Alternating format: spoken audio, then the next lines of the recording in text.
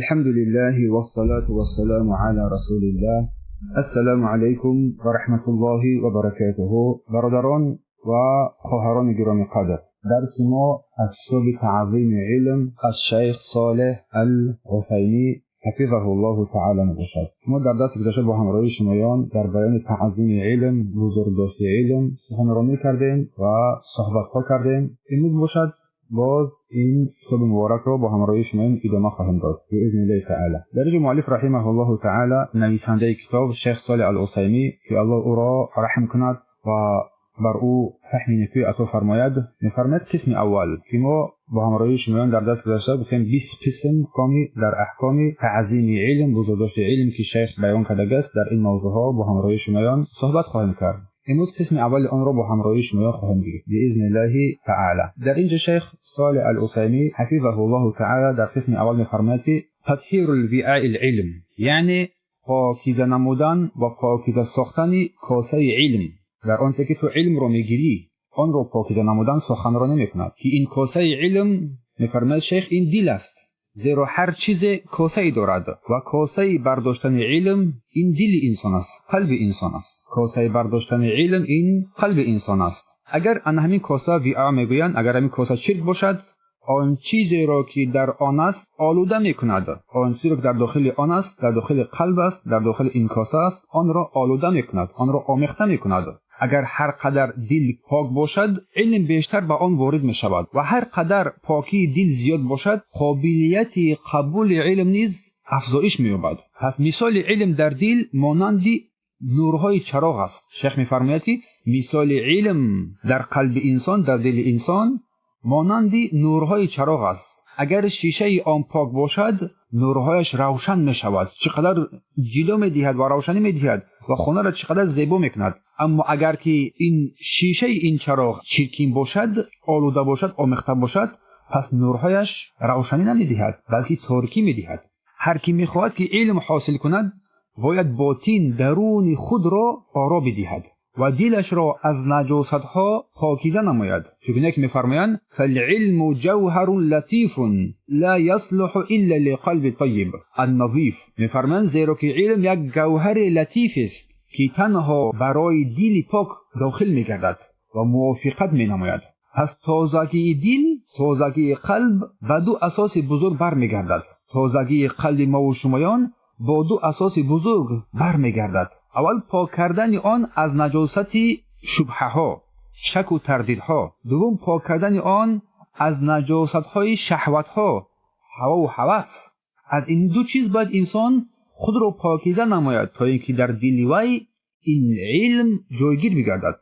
و برای پاکیزگی دل اهمیت بزرگ دادن لازم، تا جایی که رسول الله صلی الله علیه و سلم در اول دعوت خود بر او وحی نازل شد و بر او امر شد در سوره مدثر گفت و ثیابک فطهر، و لباست را پاکیزه نما، لباست را پاکیزه نما. امر الهی بر رسول الله صلی الله علیه و سلم فرود آمد و در قول بعضی از مفسران در اینجا که الله گفت و ثیابک فطهر، لباست را پاک نگاه دار، معنای دل و قلب را در نظر دارد.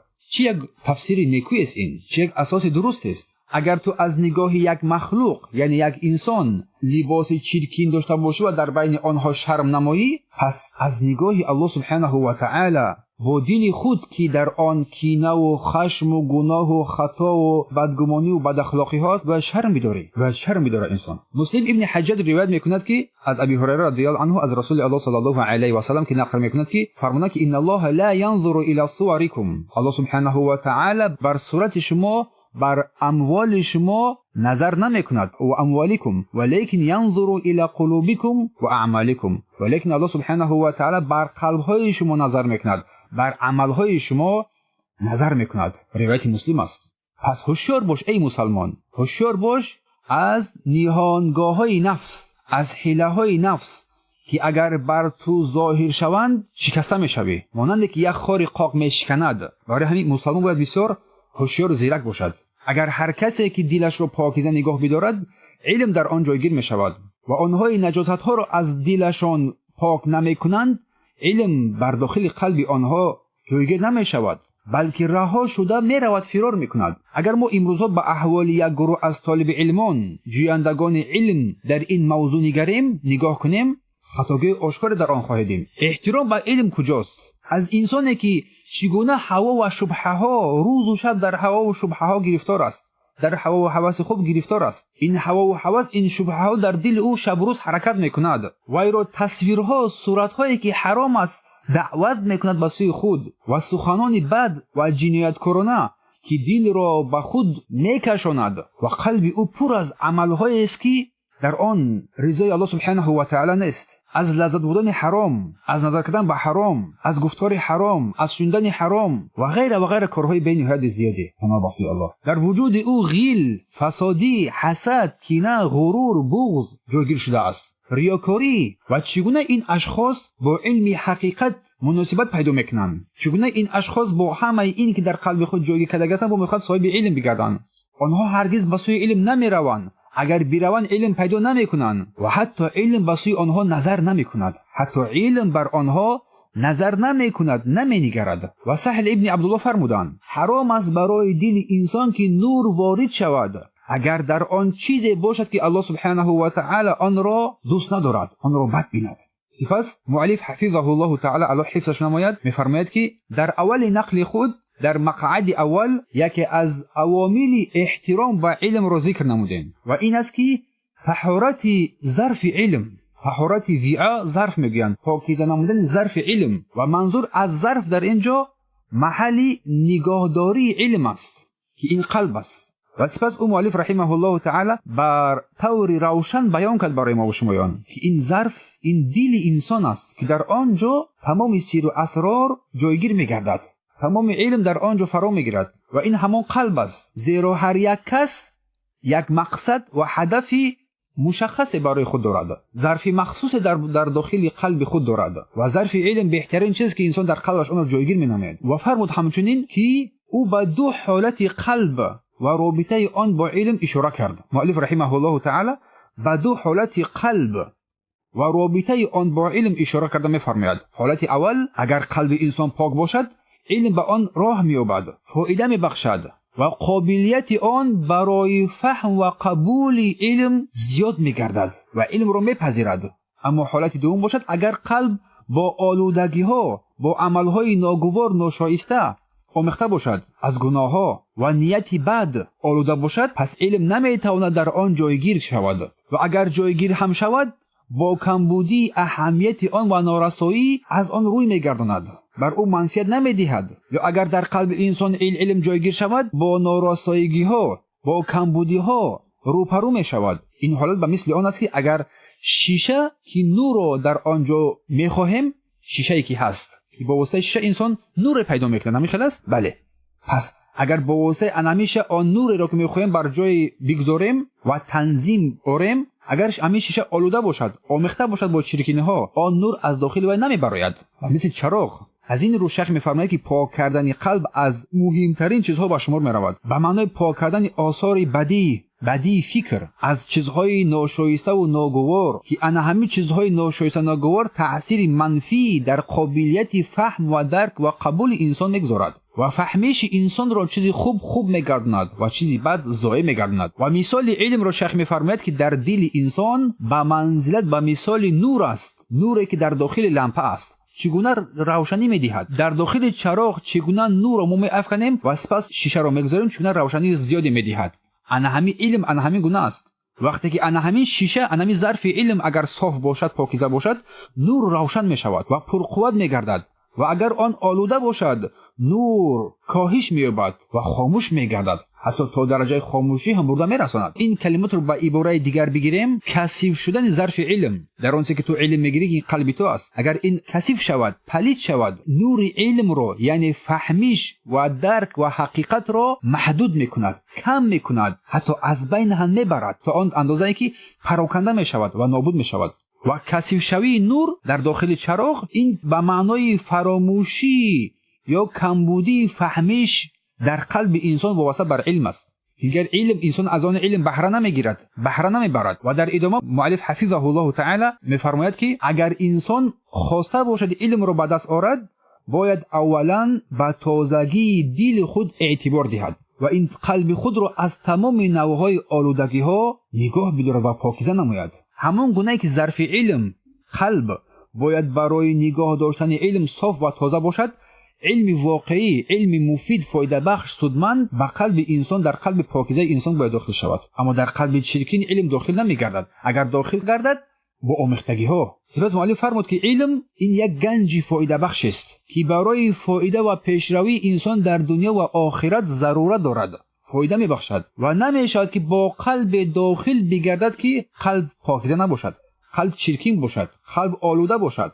و شیخ می‌فرماید که پاک کردن قلب با دو جهت اساسی برمیگردد. پاک نمودن قلب با دو جهت اساسی برمیگردد. یعنی که تو با دو طریق، با دو راه میتوانی قلب خود را پاکیزه نگاه بداری و را پاکیزه نمایی. اولا تازه کردن قلب از شبهه ها و شک ها، نظریه های نادرست، فکر اندیشه های غلط و ناجا. دوم تازه کردن قلب از خواهش های نفسی و هوس هایی که در قلب انسان اونها را تو از اونها دست بکشی که به انسان وسوسه ها می افکند و گمراهی ها را در قلب انسان می اندازد و انسان را فکرش را پریشان کرده انسان را از راه حق دور می سازد. می فرماید شیخ که این دو آلودگی ها که هر دو در قلب جای می گیرند برای انسان منع کننده هستند که استفاده درست دانش و علم را در حیات خود به سر بگذراند. و شیخ صالح حفظه الله در ادامه می فرماید که وای یادآور شد که طهارت قلب، شیخ صالح میگوید که طهارت قلب یک عمل بزرگ است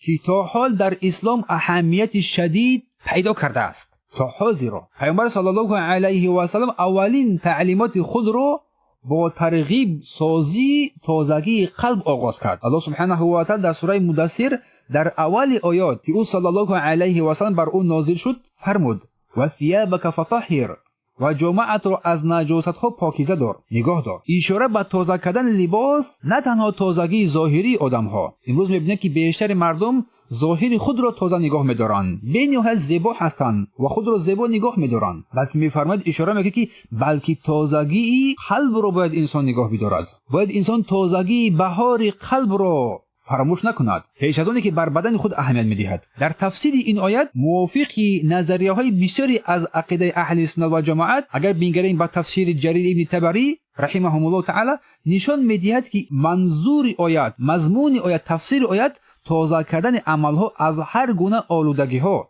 و گناه و معصیت ها می باشد که بدترین آلودگی ها این شرک، این کفر و این بدعت و گمراه و ضلالت هاست که معنای گفته قول مؤلف در اینجا میگه مأخذ درست، یعنی راه درست را گرفتن، از راه درست علم را پیدا کردن به طور درست و رعایت فهمی سیاق آیات ها ارتباط دارد. یعنی آیات ها با هم پیوست هستند که بیان طهارت قلب اشاره میکند. در بیان طهارت قلب بر ما و شما اشاره میکند در یک ترتیب نیکو و خوب ایمان با الله و توحید الله سبحانه و تعالی روانه می شود.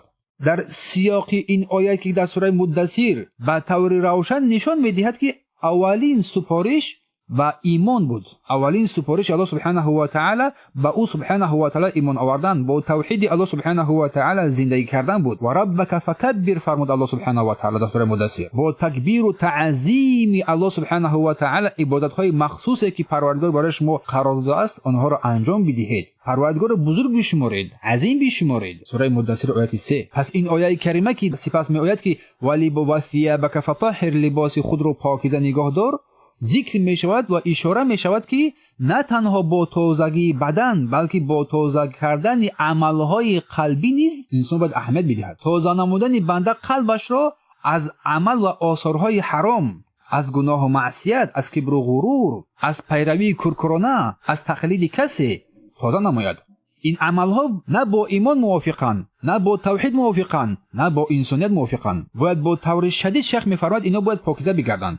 و سپس آیه بعدی و رجز فهجر در دوام باز چی نیکویی برای ما بیان کردن و چی خوب برای ما بیان کردن در دوام و فرمودن که و دوامت کن دوری جستن را از بت‌ها و از کارهای شرک و از کارهای کفر، پس به آنها نزدیکی مکن، از آنها دور باش. سوره مدثر آیه 5. این یک امر است از جانب پروردگار برای دوری جستن از کفر و کفر بر طاغوت داشتن و احتیاط نمودن در این مسائل شرک و کفر. این اشاره میکند که برای تازه کردن قلب از هر گونه آلودگی های قلبی خصوصا از شرک و بدعت ها باید انسان خود را تازه نماید، خصوصا از طاغوت دوری بجوید. اگر ما نظر نماییم انا همین طور بین آیات ها و تحقیق آنها که فرمود و ثیابک فطهر، لباست را پاکیزه نگاه دار، و سپس فرمود و رجز فهجور، از شرک دوری بجو، مناسبت خیلی زیچی با هم دیگر هست. بیان فرمان تازه کردن قلب از انگیزه های پلیده که ایمان انسان را چرک می‌سازد، توحید انسان را کمبودی پیدا می‌آورد. الله خیرتان دهد. و شیخ می‌فرماید که اصول‌های اساسی آلوده شوی قلب سه چیز است.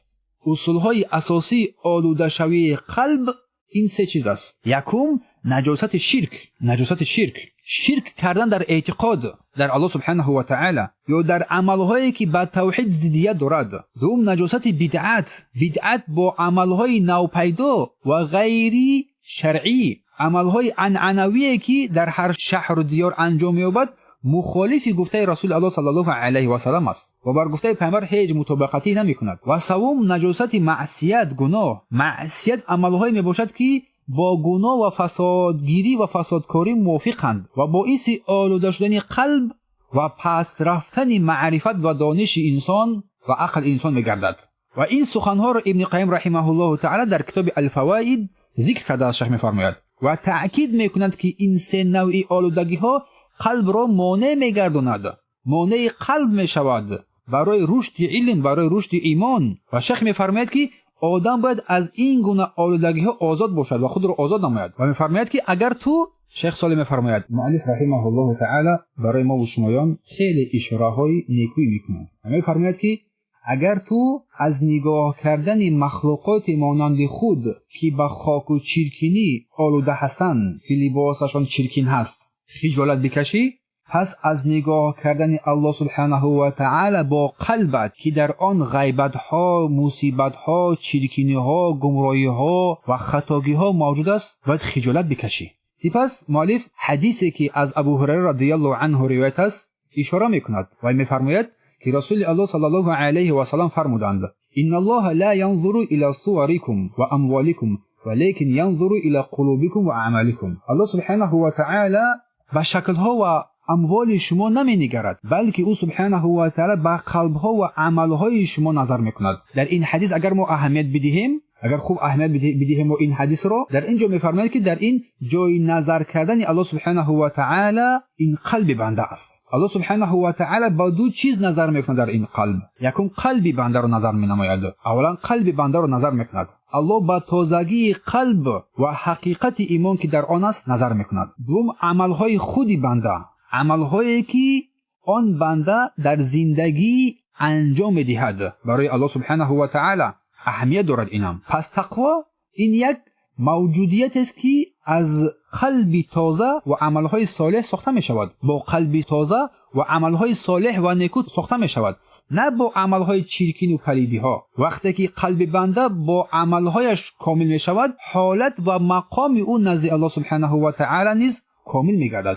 سپس مؤلف رحمه الله تعالی با نقل ابو حامد ابن قیم در نونی خود اشاره میکنه که میگوید ابن قیم هوشیار باش از مکرهای نفس، هوشیار باش از مکرهای نفس که اگر برایت برآمد شکستت میدهد و در حالی که بیخبر هستی. بیخبرانه این هوا و هوس نفس تو را شکست میدهد. یعنی هوشیار باش از پوشیدگی های نفس که اگر به تو آشکار شود شکستت میدهد و بدبختی رو به تو میآورد. سپس مؤلف رحمه الله تعالی به حالتهای گروهی از دانشجویان اشاره میکند که قلبهایشان نسبت داده شده است به شبهه ها و خواهشات نادرست نفسی که در این بابی ذکر شده مخالفت میکند. بر این بابی ذکر شده ما مخالفت میکند. و مؤلف با سخنان سهل ابن عبدالله ابن ترتوسی که میگوید حرام على قلب ان يدخله نور فيه شيء مما يكره الله عز وجل، يكره الله عز وجل. حرام است برای قلب که نور به آن وارد شود، بر آن داخل شود، اگر در آن چیزی باشد که الله سبحانه و تعالی آن را دوست ندارد، آن را بد بیند. حرام است بر آن قلب این نور داخل شدن. یعنی قلب بنده هیچگاه این نور بر آن داخل نمی شود، این نور رو نمی گیرد اگر در آن چیزی باشد که الله سبحانه و تعالی از آن نفرت داشته باشد و نور با آن نمی پیوندد. اگر به مقدار شبهه و گناه ها که در آن هست. همین است که الله سبحانه و تعالی میفرماید سأصرف عن آیات الذین یتکبرون فی الارض بغیر حق، و آن کسانی را که ناحق در روی زمین سرکشی میکنند به زودی از فهم آیات خویش و دلیل هایی که بر بزرگی من و شریعت احکام من دلالت میکند دلهایشان را باز میدارم. سوره اعراف. از هر کسی که خود را با گناه و معصیت آمیخته کرد اهمیت نداد، البته که چیز دلایل فهم قرآن از قلب دور میشود، اخلاص از قلب میپرد میرود. و سفیان ابن عیینه در تفسیر آیات مذکور میفرماید احرمهم فهم القرآن، فهم قرآن را بر آنها محروم میسازم اگر انسان قلبش آلوده باشد. و محمد ابن یوسف الفریابی میفرماید که امنع قلوبهم من تدبر فی امری، در تفسیر این آیات الله قلبهایشان را از اندیشه کردن درباره امر او یعنی قرآن منع میکند، هنگامی که از پای شهوات خود هستند، از پای لذت های خود هستند، از پای فکر و اندیشه های خود هستند. و شیخ میفرماید که آنچه که باعث منع کردن قلبها از منفعت بردن از قرآن میشود این است که آنها به حق استقبال نکردند، حق را آنگونه‌ای که هست قبول نکردند، نپذیرفتند. الله آنها را با نادانی و جهالت خار میکند و خار میگرداند. این را ابن کثیر در تفسیر خود آورده است. اگر قلب بنده با استفاده بردن کلام الله و کلام رسول الله صلی الله علیه و سلم از آن روی گرداند، پس هیچ چیز از دانش و فهمیدن به او کمک نمیکند دیگر. و اگر قلب بنده الله از فایده بردن از کلام الله سبحانه و تعالی و کلام رسول الله صلی الله علیه و سلم من شود، هیچ چیز از آن چیزهایی که آدمان میتوانند به طور ظاهری نگاه دارند یا بفهمند به او دیگر کمک نمیکند. هیچ چیز دیگر بر او فایده نمیرساند. پس معلوم است که منع کردن از آیات ها این به معنای منع شدن بنده از فهم آیات های قرآن می شود، فهم کلام الله، فهم دین الله می گردد. و شاید کسی آیات های قرآن یا سنت های پیامبر صلی الله علیه و سلم را حفظ نماید. شیخ برای ما باز مثال می آورد، میگوید که شاید کسی آیات های قرآن و از سنت پیامبر صلی الله علیه و سلم را حفظ داشته باشد، ولی او نمیتواند از آن فایده بگیرد، چون که قلبش به واسطه ناپاکی داخلی مانع گشته است و نور دیگر داخل آن قلب وارد نمی شود، یا تمام آن یا یک قسمتی از آن. ابن حج در کتاب خود المدخل میگوید که و معلوم است که بعضی از متکبران قرآن را حفظ میکنند، اما فایده ناکی آن در فهم و عمل کردن از آنها برداشته شده است و این آن چیزی است که طلب کرده می شود. از این رو باید طالب علم نیکو خصوصا بندگان الله دقت کنند که پاکی قلبهایشان نگاه داشته شود و از چرکینی ها از ناپاکی های قلب دور باشند تا که قلب آنها از شنیدن کلام الله و کلام رسول او صلی الله علیه و سلم بهره مند شود. و شیخ میفرماید که و چنین انسان ها در قابلیت خود در گرفتن علم، حفظ، فهم، مطالعه کردن و ملازمت استادان بودن، دانش گرفتن با هم فرق میکنن. البته فرق میکنن در چیز بزرگتر و این هم با هم تفاوتی عظیمی دارد در بین این دو قسم از طالب علمان و آن باشد میگه آمادگی قلبها از قابلیت آنها برای استفاده علم وابستگی دارد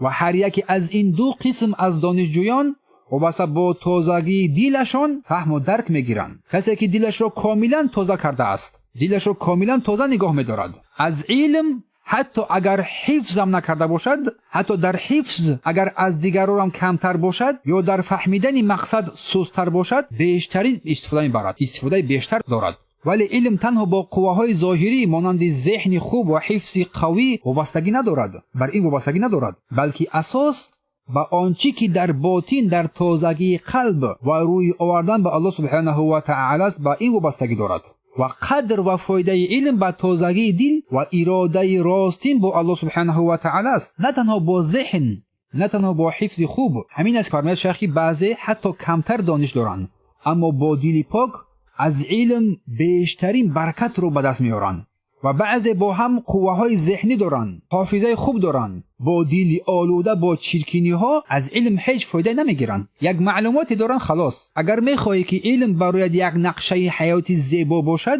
یا اگر میخوای که علم برای یک نقشه حیاتی نیکو باشد، نه تنها ذهن بلکه دل را نیز تازه نگاه دار و قلب را با الله سبحانه و تعالی بی‌پیوند و از گناه و معصیت کردن دوری بیجوی. برحذر باش از هر نوع گناهی. تمام نوعهای گناه را انجام میدهند و تمام کار را برای خود روا میشمارند، هر گناه را برای خود روا میشمارند و هر گناه را برای خود پس میشمارند، کم میشمارند و در آخر میخواهند که صاحب علم شوند، دانش داشته باشند. هر معصیت را میکنند، برای آنها گناه در پیش آنها کوچک میتابد، هر کار را انجام میدهند. این بسندگی نیست که انسان فایده به دست بیارد، بلکه بر ضرر انسان است، بر خود انسان. کمبودی قلب انسان بزرگتر از آن چیزی که ما گمان میبریم. برای آموختن علم یک خالصانه به سوی پروردگار بازگشتن است، تسلیم فرمان او شدن است. خود را تسلیم فرمان الله نکردیم، باز میخواهیم که در قلب‌های ما با علم پیدا شود، دانش بیاموزیم، معرفت پیدا کنیم و این با هر دو با همدیگر جمع نمیگردد هرگز. انسان پیش از آنی که فکر اندیشه چیز دیگر را میکنه، باید فکر اندیشه اصلاح قلب خود را نماید. قلب‌های بیمار داریم، مطیع فرمان الله سبحانه و تعالی نیستیم. با در آخر میخواهیم که باز ما صاحب علم، صاحب معرفت، صاحب دانش باشیم. الله سبحانه و تعالی بندگان مخلص را میخواد در این راه، نه هر کسی که با زبان حال هر چی گوید میگوید. بندگان مخلص واقعا تسلیم. الله سبحانه و تعالی ما و شما را از بندگان قرار بدهد که واقعا ما تسلیم فرمان الله سبحانه و تعالی بگردیم و او را اطاعت و فرمانبرداری کنیم و به سوی دین او خالصانه باز بگردیم، وگرنه الاعوذ بالله هلاک بر بالای سر ما و شما خواهد آمد. به این گونه عملهای بد داریم، به این گونه ناخوبی هایی که داریم، به این گونه قلب های چرکینی داریم. الله ما را حمایت نماید، الله ما را هدایت نماید. در اینجا مؤلف رحمه الله تعالی سخنش را به اتمام رساند. سبحانك اللهم وبحمدك اشهد ان لا اله الا انت استغفرك واتوب الیک.